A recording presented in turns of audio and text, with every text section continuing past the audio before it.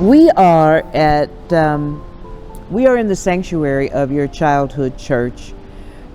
Talk to me about the experience growing up here and how it influenced your musical growth and development. Okay. Well, everything music-wise for me started here in this church, Pilgrim Temple. I took lessons maybe a block away from my cousin, Margie Olive.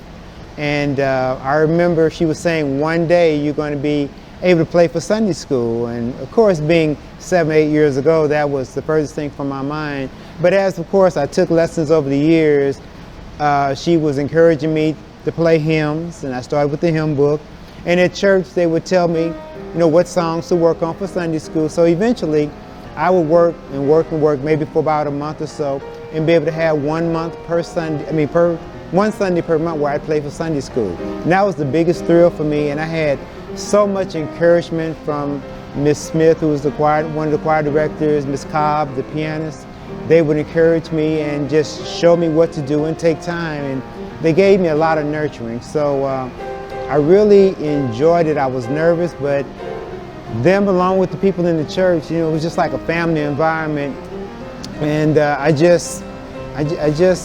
it's hard to describe. I just had so much support, and from that, I eventually became equipped to start playing for the church. And it was rough for me in the beginning because I had to learn these songs, and I'm coming behind musicians who could already play. It was different, but again, Miss Cobb on the piano, the choir members, everyone just was very patient. And that patience paid off to where I grew.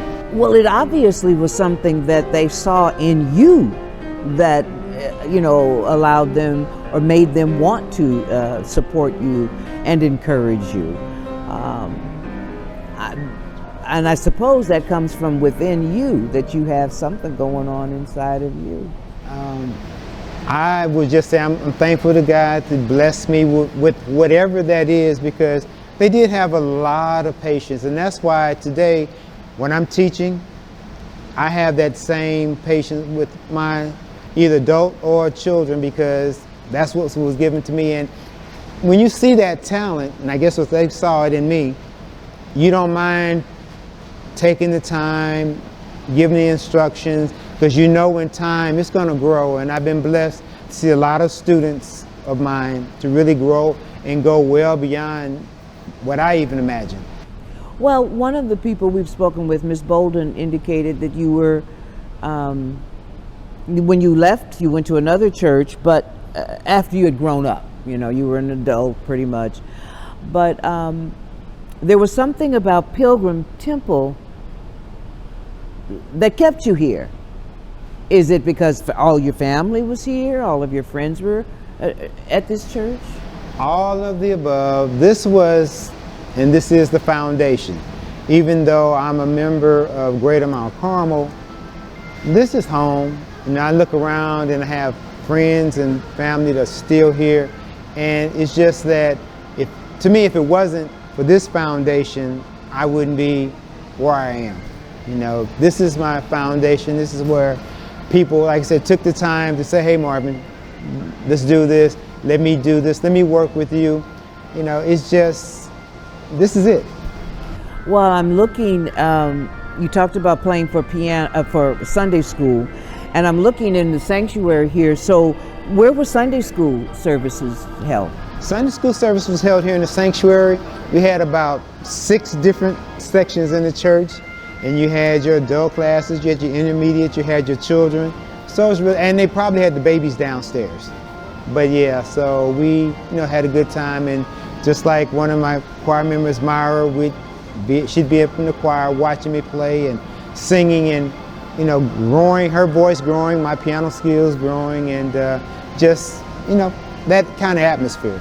So Myra Coates, Yes. was one of the voices in the choir? Yes, one of the voices. We grew up in church together, and beautiful voice, and very much encouraging me and supporting me, and we just kind of grew together.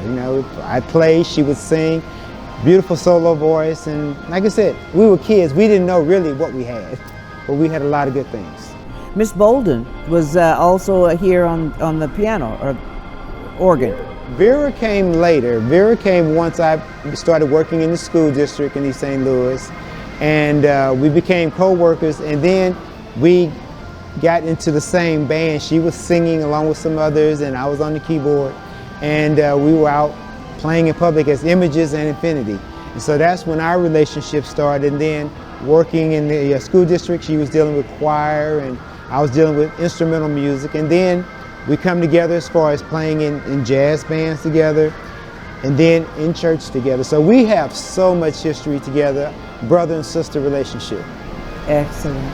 Is there anything else you want to add about this church? One person I'd like to mention, Mr. Wally Agnew. Another person that had a lot of support and kindness. He would open the church for me to come here on Saturdays or during the week to practice on the organ when I was trying to learn how to move my foot to play the organ. And he would open up the church and he'd say, hey, stay here as long as you want to, I'll be here. And he just took time as a I don't want to say a parent, but a parent and a loving person that I guess saw in me something that he would just take his time out of his schedule and say, hey, I'll open the church for you, stay as long as you want to, anytime you want to. And that's something that I always have here. That's beautiful.